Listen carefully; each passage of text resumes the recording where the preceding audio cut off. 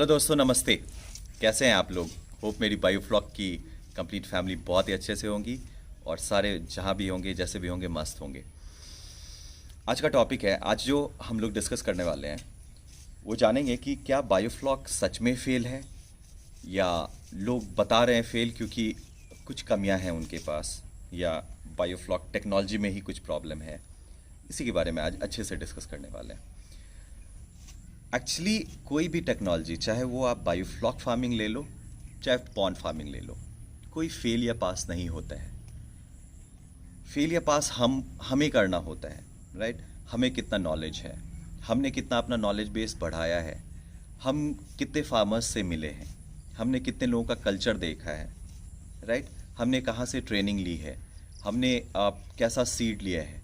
बहुत चीज़ों पे ये डिपेंड करता है कि हमारा बायोफ्लॉक चाहे पॉन्ड फार्मिंग ये सक्सेसफुल होने वाला है या फेलियर, राइट। तो मैं आपको आज स्टेप वाइज चार स्टेप में बताऊंगा कि हम क्या क्या मिस्टेक करते हैं जिसके वजह से हमारा या तो कल्चर ख़राब होता है और at the end of the day हम बोलते हैं कि हम बायोफ्लॉक टेक्नोलॉजी ही फेल है।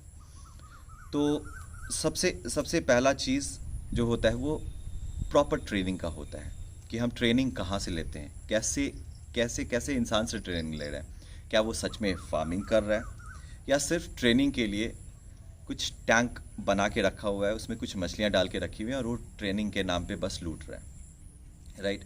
तो हम ट्रेनिंग कहाँ से लेते हैं, कैसे लेते हैं, उनका कैसा कल्चर चल रहा है, उस पर बहुत डिपेंड करता है।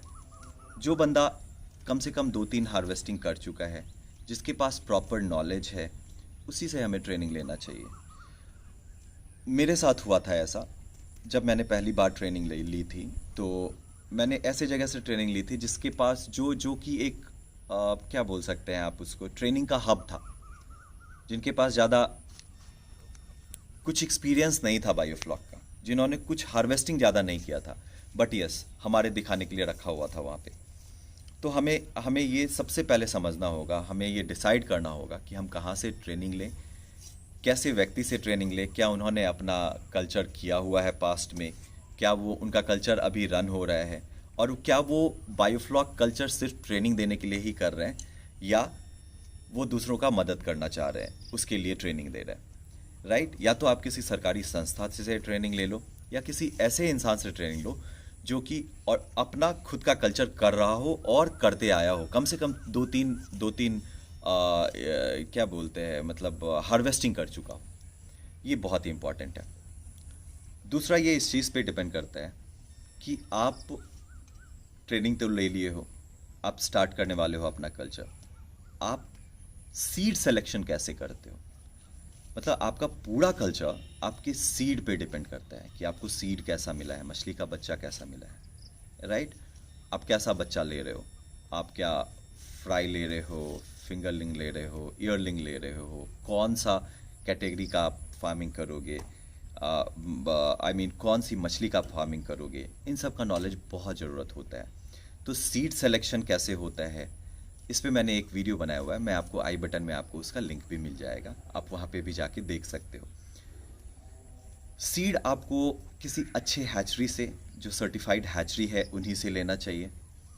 और जब आप सीड ले रहे हो तो आपके दिमाग में बहुत सारे प्रश्न आना चाहिए। मेरे उस वीडियो में वो सारे प्रश्न भी हैं, आप उनको भी जाके देख सकते हो। मैं डिटेल में डिस्क्रिप्शन में उसका भी डिटेल दे दूंगा आपको। तो सीड सिलेक्शन बहुत ही इंपॉर्टेंट है बायोफ्लॉक के फेल या पास करने में। तीसरा जो सबसे इम्पॉर्टेंट चीज़ होता है वो होता है डिसीज़ मैनेजमेंट। आपको ये समझना होगा कि डिसीज़ क्यों आई है मेरे फिशेज़ में, कैसे आई है, कहाँ से आई है और किस तरह का डिजीज़ है, राइट। ये आपको समझना होगा। आप जब तक नहीं जानोगे तब तक आपको समझ में नहीं आएगा कि आप उसको कैसे ट्रीट करने वाले हो, राइट। तो ये आपको सीखना पड़ेगा और वो आपको एक्सपीरियंस के साथ आएगा। शुरू में आप मदद लो, हमारे जैसे फार्मर्स का मदद लो, आप उनको फ़ोटोज़ भेजो, वीडियोज़ भेजो, उनको बताओ कि क्या प्रॉब्लम आ रहा है, और साथ ही आप एक बारी अगर उसको क्या बोलते हैं, अगर फेस कर लेते हो तो आप फिर समझ जाते हो कि ये क्या है, कैसे आप उसको कैटेगराइज कर सकते हो कि ये फंगल इन्फेक्शन है या बैक्टीरियल इन्फेक्शन है या कुछ और है। तो ये सब चीज़ों का आपको नॉलेज होना चाहिए। अगर आपके पास नॉलेज नहीं है, आपकी मछलियाँ मरती हैं, तो आप सिस्टम को ही फेल बताओगे। आप ये नहीं बताओगे कि आपको नॉलेज की कमी थी, राइट। तो ये तीसरा बहुत ही इंपॉर्टेंट चीज़ है।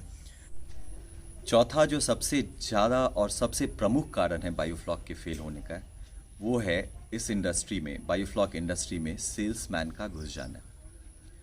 यहाँ पे बहुत सारे सेल्समैन हैं, वो आपको मतलब रंगीन सपने दिखाते हैं कि मतलब आप यहाँ पे 50,000 इन्वेस्ट करो, आपको 1 लाख का कमाई होगा, आप बस ये करो। और उसमें उसमें आपको वो क्या करते हैं, अपना तारपुलीन बेच लेते हैं, अपना ब्लोअर बेच लेते हैं, इवन CaCO3 बेच लेते हैं, सॉल्ट बेच लेते हैं, लाइक ये वाटर टेस्टिंग किट बेच लेते हैं। तो और उसके चक्कर में क्या होता है कि आप शुरू तो कर देते हो, नॉलेज तो लेते नहीं हो। वो आपको ये प्रॉमिस करते हैं कि आप टेंशन मत लो, आप सारा चीज़ हमसे लो, आपको ट्रेनिंग लेने की कोई ज़रूरत नहीं है, आप मेरे को इतना इतना पैसा पे करो, थ्रू आउट द कल्चर हम आपको गाइड करेंगे, आप करोगे, आप मछली जो भी आपकी होगी और आप हार्वेस्ट करोगे, हम आपसे ख़रीद लेंगे, अच्छे रेट में ख़रीद लेंगे। और आप जाते हो फंस, हमारे जैसे फार्मर्स फंस जाते हैं। तो आपको उन सेल्समैन से भी बच के रहना है। सारा चीज़ जो है ना, बायोफ्लॉक का मटेरियल इंडिया मार्ट पे अवेलेबल है। इंडिया मार्ट पे जाइए, सेलर्स को कॉल कीजिए, वो वेरीफाइड है कि नहीं वो देखिए इंडिया मार्ट पे, और अगर आपको लगता है कि सही है तो फिर आप खरीदो। क्यों सेल्समैन, ये मिडिल मैन के चक्कर में क्यों फंसना है, राइट। आपको हर एक चीज़ 1 to 1 मिल रहा है। जो चीज़ आपको 10,000 का मिल रहा है, वो मिडिल मैन के चक्कर में अगर 12,000 का मिल रहा है, 15,000 का मिल रहा है, तो ऐसा काम करना ही क्यों। आप प्रॉपरली ट्रेनिंग ले लो, आप अच्छे से सीखो, आप रिसर्च करो, आप फार्मर्स से मिलो, आप उनका एक्सपीरियंस लो, उनके एक्सपीरियंस से सीखो, राइट। तो ये चीज़ बहुत डिसाइड करता है कि आपका बायोफ्लॉक फेल है या पास है। और मैक्सिमम, मैं अभी बहुत सारे ग्रुप से जुड़ा हुआ हूँ, फेसबुक पे भी, टेलीग्राम पे भी, मैं बहुत सारे लोगों को देखता हूँ कि वो डायरेक्ट आके बोल देते हैं कि बायोफ्लॉक फेल है। उन्हें नहीं पता है कि क्यों फेल है। वो इसीलिए फेल है क्योंकि वो फेल हो गए। वो क्यों फेल हो गए वो उस पर ध्यान नहीं दे रहे, उन्होंने अपनी कमियां नहीं देखी हैं। मैं ये नहीं बोलता हूँ कि सारे फार्मर में कमी ही है, लेकिन बॉस हमारे नॉलेज बेस को हमें बढ़ाना है, हम हार नहीं मान जाएंगे ऐसे ही, ठीक है। मैं अपना स्टोरी बताता हूँ। मैंने जब सबसे पहला अपना कल्चर किया था, सिंघी का कल्चर था वो, मुझे सीड मैं किसी के थ्रू मंगवाया था। मुझे सीड सिलेक्शन आता नहीं था, मुझे पहचानने आता नहीं था, मैं किसी से मंगवाया, वो लाके मेरे को दिया। वो सीड मतलब बहुत ही बुरे कंडीशन में था, राइट। वो कोलकाता से लेके आया था, वो मुझे दिया, मैंने अपने बायोफ्लॉक टैंक में डाल दिया जैसे मेरे ट्रेनर साहब ने बताया था। दूसरे दिन से मैंने उसे निकालना शुरू कर दिया। हार्वेस्टिंग मेरा दूसरे दिन से ही शुरू हो गया। बस डिफरेंस यही था कि सारी मछलियाँ मरी हुई निकल रही थी, राइट। तो अपने फेलियर से आप सीखिए। कोई भी सिस्टम पास या फेल नहीं होता है, आप फेल या पास होते हो।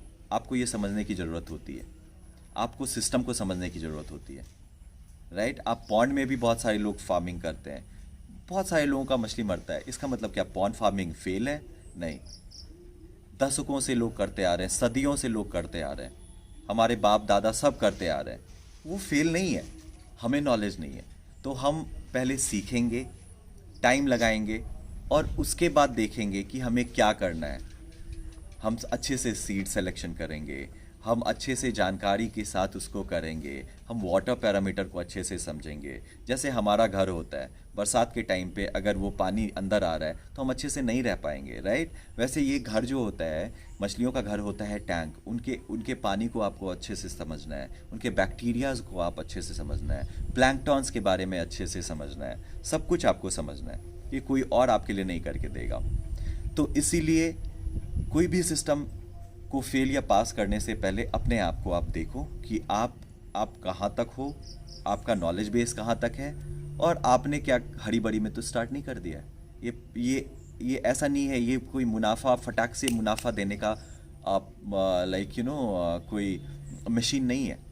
आपको पेशेंस रखना होगा, आपको सीखना होगा, आपके कल्चर के थ्रू आउट कल्चर में आपको थोड़े अप्स एंड डाउन्स आएंगे, will go through thicks and thins. आपको समझना होगा ये सारा चीज़। और आप जब तक एक्सपीरियंस नहीं करोगे, खुद एक्सपीरियंस नहीं करोगे, तब तक आप सीखोगे नहीं, राइट। तो बेसिकली मैं यही आज बताने के लिए आप लोगों को आया था। होप आप लोगों को मेरा वीडियो अच्छा लगा हो।